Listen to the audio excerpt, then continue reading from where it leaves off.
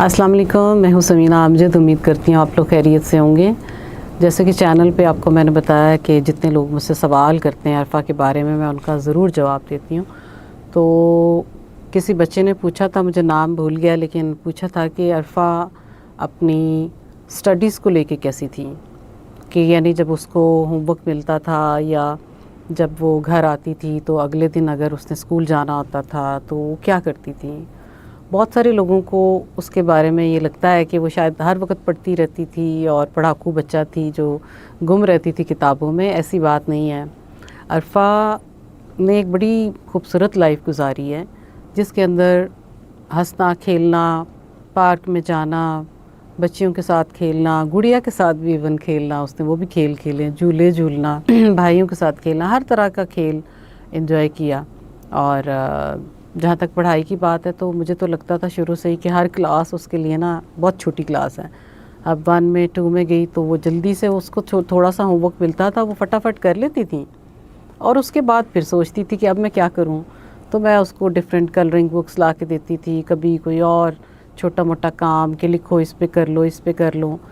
तो कहने का मतलब ये है कि अरफ़ा पढ़ाकू बहुत ज़्यादा नहीं थी, बस थोड़ा सा जितना ज़रूरी होता था उतना ही पढ़ती थी। अपनी सारी दूसरी एक्टिविटीज़ भी इंजॉय करती थी, जो कि मैं आप सबको भी समझाती हूँ कि आप सबको भी ये चाहिए कि अपनी बैलेंस लाइफ गुजारें, हर काम करें।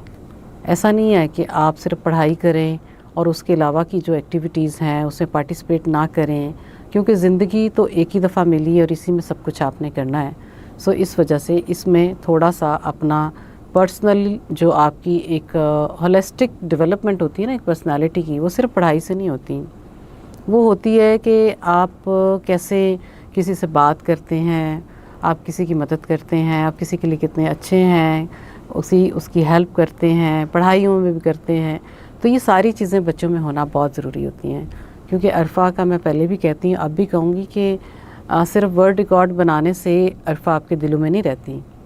अरफ़ा रहती है क्योंकि उसने पाकिस्तान के लिए सोचा, उसने हमारी पाकिस्तान की यूथ के लिए सोचा, उसने बच्चियों और बच्चों को एम्पावर करने की बात की, उसने डिजिटल लिटरेसी की बात की, उसने डिजिकॉन वैली की बात की। इस वजह से आपको अच्छी लगती है कि वो दूसरों के लिए सोचती थी। अगर वो भी अपने लिए सोच के बाहर चली जाती तो फिर आप भूल जाते उसको, या आपको कभी भी उससे इतना प्यार ना होता। तो ये प्यार इसलिए है कि अरफ़ा पाकिस्तान के बारे में सोचती थी, उसने कभी अपनी ज़ात के बारे में नहीं सोचा। तो जो मैंने पढ़ाई का बात करी थी आपसे, तो पढ़ती थी, दूसरी बुक्स भी पढ़ती थी, फिर उसको शायरी भी अच्छी लगती थी। आपने देखा होगा कि उसने बहुत सारी पोइट्री की हुई है, कुछ इंग्लिश में है, उर्दू में भी है, 1-2 पंजाबी में भी इवन उसने कुछ ना कुछ लिखा हुआ है।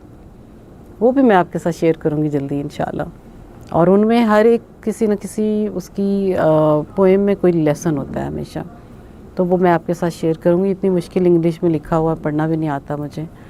तो ये है बच्चों के पढ़ना चाहिए, ज़रूर पढ़ना चाहिए। और जब वो बड़ी हो गई थी तो फिर वो ऐसा करती थी कि स्कूल जाने से पहले, एक दिन पहले, वो वाला लेक्चर जो अगले दिन होना होता था क्लास में, वो पढ़ के जाती थी।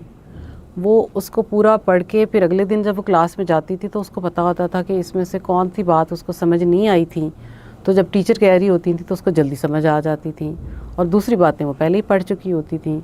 तो इसलिए आप भी ऐसा ही किया करें कि जब आपने स्कूल या कॉलेज, यूनिवर्सिटी, जो भी लेवल आपका हो, आपने जाना हो तो एक दिन पहले उसकी तैयारी करें जो नेक्स्ट डे होना है, ताकि आप ज़हनी तौर पे भी तैयार होंगे और आपको वो बात आसानी से समझ आएगी। एक तो इसका ये तरीका था। दूसरा ये था कि वो कभी भी अपना नॉलेज शेयर करने से नहीं घबराती थी। वो ज़माना ऐसा था कि आपको हर चीज़ बहुत आसानी से अवेलेबल नहीं होती थी। आपने खुद नोट्स बनाने होते थे, बाज़ार से तो चंद एक मिलते थे, लेकिन वो तो सबके पास ही होते थे। तो वो कंटेंट खुद अपना जो बनाती थी, अपने नोट्स बनाती थी, तो वो शेयर भी करती थी दूसरों को। वो सारे कहते थे तुम सबके साथ क्यों शेयर कर देती हो, तो उसका वो हंसती थी, हमेशा कहती थी इसलिए कि सबके ही नंबर अच्छे आ जाएं। तो इसलिए ये जज्बा आप में भी होना चाहिए कि मैं आपको भी कहूँगी कि आपको अगर कोई एक बात अच्छी आपको समझ आ गई है, कोई मुश्किल प्रोजेक्ट है या कोई मुश्किल सब्जेक्ट है, तो आप ज़रूर उनकी हेल्प करें जिनको वो समझ नहीं आती। और उसमें कभी भी ये ना सोचें कि अगर इसको भी ये सारा कुछ पता चल गया तो फिर तो मेरी और इसकी पोजीशन में फ़र्क ही नहीं रहेगा। आपका नॉलेज बढ़ेगा, कम नहीं होगा। اور یہ اللہ تعالیٰ کا بھی حکم ہے کہ ہمارے پاس صدقہ جاریہ صرف پیسوں کا تھوڑی ہوتا ہے، نالج کا بھی ہوتا ہے، باتوں کا جو آپ کے پاس ہے، جو آپ کو آتا ہے، جو ہنر آتا ہے وہ آپ سکھائیں، ہر چیز کا صدقہ ہوتا ہے، تو آپ کا صدقہ اس طرح ساتھ ساتھ نکلتا رہے گا۔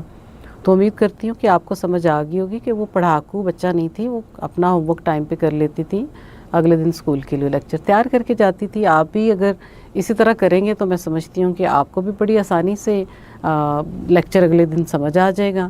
اور ایک پیٹرن اس کا اور تھا، جو امتحانوں کی تیاری کرتی تھی تو وہ آخری پیپر کی تیاری پہلے کرتی تھی، اور جو سب سے پہلا ہوتا تھا اس کی سب سے اینڈ پہ کرتی تھی۔ تو آپ بھی وہی طریقہ بنا سکتے ہیں۔ اگر کوئی اور سوال آپ کے ذہن میں آیا تو ضرور کیجئے گا، میں جواب دوں گی۔ اپنا بہت سا خیال رکھیے گا، انشاءاللہ تعالیٰ نیکسٹ ویڈیو میں آپ سے جلدی ملاقات ہوگی۔ اللہ حافظ۔